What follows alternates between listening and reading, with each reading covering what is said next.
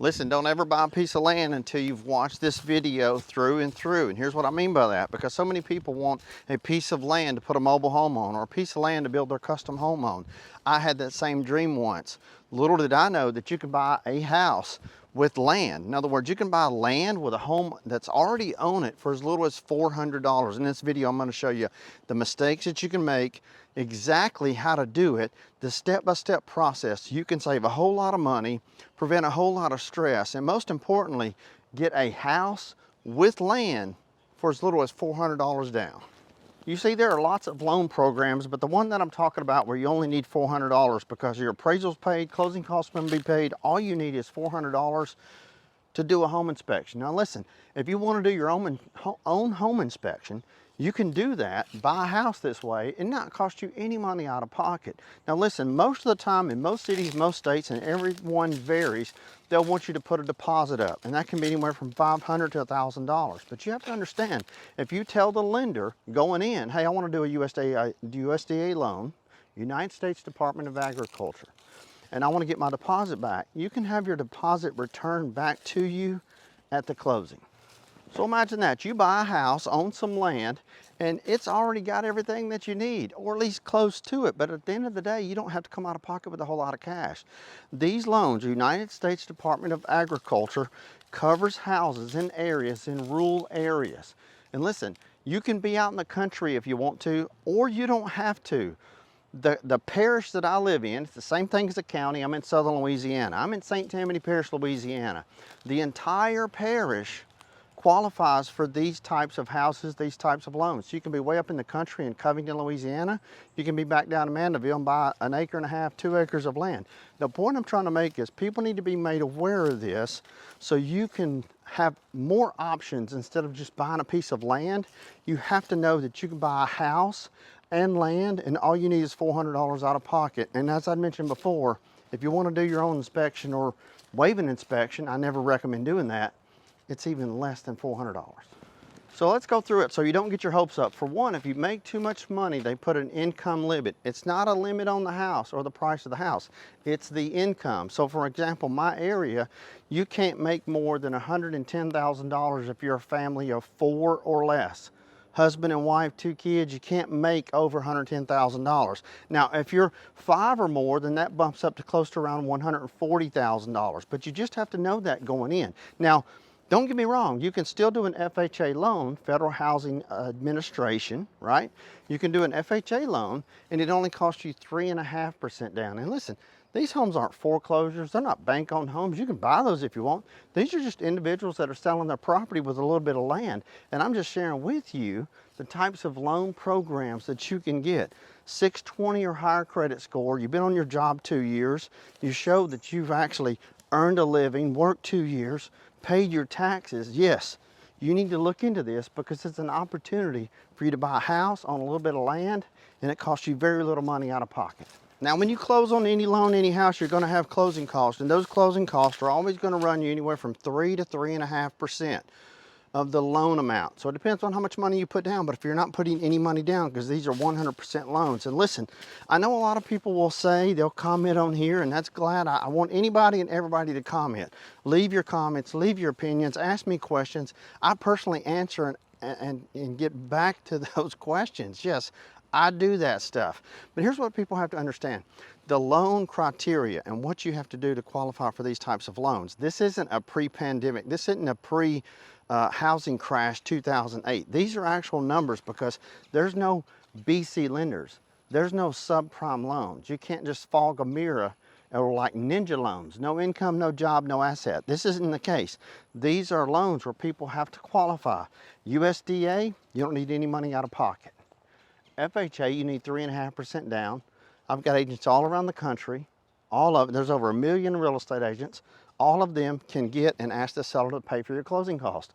And 99% of the time, the seller's glad to pay your closing cost on a home that you're buying from them, especially in this market. And listen, it's not just USDA. It's not just FHA. If you're a veteran, you can buy a house. You've served this country. You should be able to buy a home and have a piece of land with it, right? In that case, The United States government, they guarantee the loans. They back them 100%. You don't have to pay private mortgage insurance even on those types of loans. And yes, with a VA loan, you need no money out of pocket. All you need, of course, you got to show to qualify, you got to have a credit score, your DD 214, honorable discharge, you're good to go. Now forgive me, I forgot to introduce myself. My name is Wayne Turner, and those of you who have already subscribed to my channel, thank you. I am more than appreciative and more than grateful. We have close to 500,000 subscribers. If you haven't already subscribed to the channel, leave a comment, like this video. I promise you, my goal is to bring you new information, updated information, and actual, factual, truthful information. I've been in the business for 30 years. I've helped thousands, literally thousands of people buy and sell their house. I've bought, flipped, sold, you name it, I've done it. And the reason why I tell that to you, I share it with you so you can have the best informed decision to know that the information that you're learning from me is actual facts, it's accurate, and it is correct. And that's part of the reason why I started this channel, because I've seen so many people out there puking a bunch of information that wasn't true. A lot of it's negativity. And at the end of the day, we need to focus on things that are a little bit more positive. So you can buy a house this way. But when you go to buy a home this way, you have to understand that you can still get it inspected. You'll always want to get it inspected. Whether you want to pay somebody to inspect it, you always still want to go behind them and say, hey, what about this or what about that? Because at the end of the day, they're going to sign a piece of paper. You're going to sign a piece of paper that says, hey, they're a human being. They can make mistakes, and they do. I've had them make mistakes on homes that I've bought, and it cost me money. And now I'll stay there the whole time the home is being inspected. I'll walk around with the inspector and I put eyes on it. Listen, 4 eyes are better than 2. If you got even somebody else to be there with you, that's a good thing.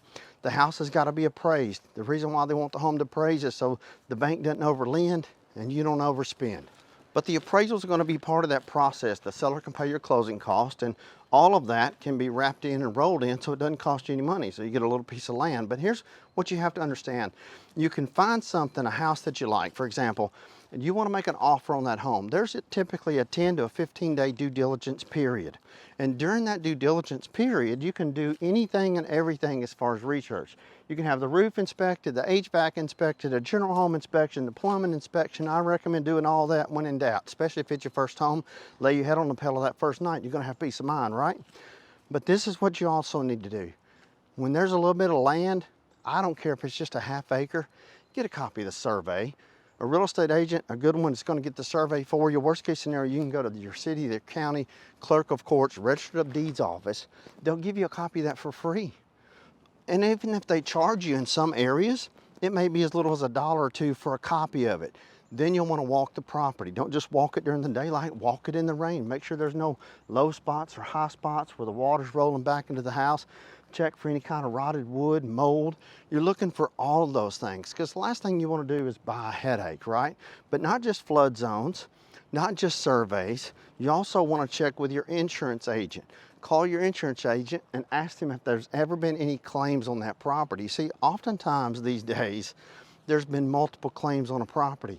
The house has had a fire, house had a flood, it's been struck by lightning, anything like that. Multiple claims on a property, believe it or not, make your insurance premium, even a home that you've never owned, you're about to buy it, even though there's been claims on that house, you'll pay a higher insurance premium. So let's jump back over to the survey. You liking this stuff so far? So give me a thumbs up, comment, ask a question. I'm here for you. I'm excited to communicate with everything back to you, right? But here's what we got to know.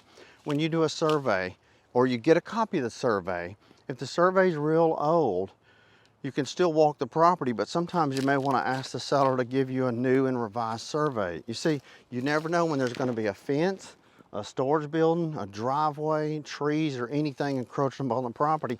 And bottom line is, you don't want to have to fool with that after you've taken ownership of the home. If somebody's fence, a neighboring fence, somebody's cutting the grass, the last thing you'll want to do is have to deal with that yourself. Perhaps you have, and if so, leave a comment, chime in here while you're watching this video, because your information and your stories help all of us collectively together. That way you have a copy of that survey, you can walk around, you can see where the property ends, where it begins, and at the end of the day, once you close, you have good peace of mind knowing that you've done your due diligence. Now let me share this with you before I forget. I'm gonna jump back over to inspections. When you have an inspection on a property, oftentimes the house will say as is where he is. You have to know that even though it says as is where he is, you can still do a home inspection on the property. It states in most any and every contract, because now every state uses a state mandated contract. That way it makes it super easy for buyers, for sellers, and for real estate brokerage companies, right? But you can reserve the right to do a home inspection.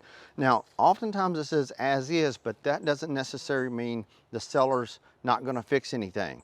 Because I can't tell you how many times a seller will say to me, and they've said to me over the years, Wayne, I'm selling it as is, I don't want to fix anything. I'm like, listen, why don't we cross that bridge once we get there? You can say you want to sell it as is, but why market it and promote it as is? Because when you as a buyer, and you'll probably agree, if so, give me a thumbs up. If you see a property that's as is and it's priced at market value, you don't even want to look at it, because in your mind, you think immediately, well, what's wrong with the property? I don't want to buy somebody's headache, right? So oftentimes, even if it says as is, reach out to the listing broker that has the property listed and said, hey, is it as is? Can I get it inspected? Because oftentimes you can inspect the property and there may be a few rotted boards like this right here, which is really simple.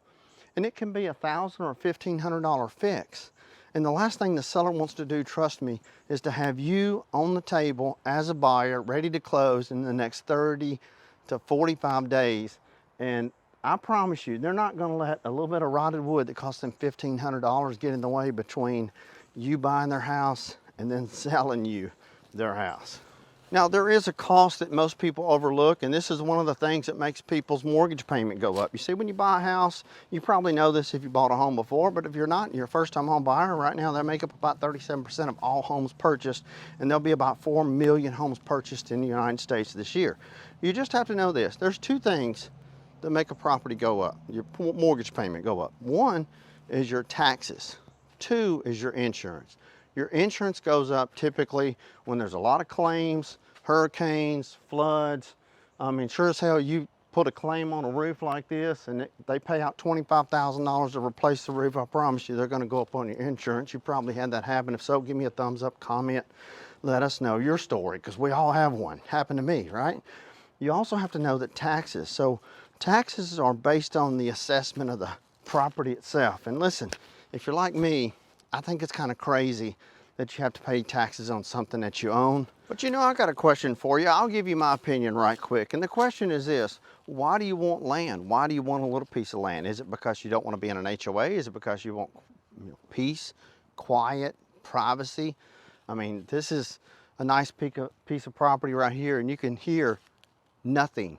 It's quiet. I mean, for me personally, I like the quietness. I like the peacefulness. I like that there's no HOA. Nobody's going to tell me what I can and can't do on my own property, my own home. When you're out here in these areas, you typically don't have to pay city taxes. So there's a lot of factoring reasons. And if you don't mind, share with me what your reason would be for buying a little piece of land out in the country, or maybe a little piece of land just in a rural area, or just a little piece of land to have a little peace and quiet. I'm Wayne Turner. Thank you for watching. Until next time, may God bless you.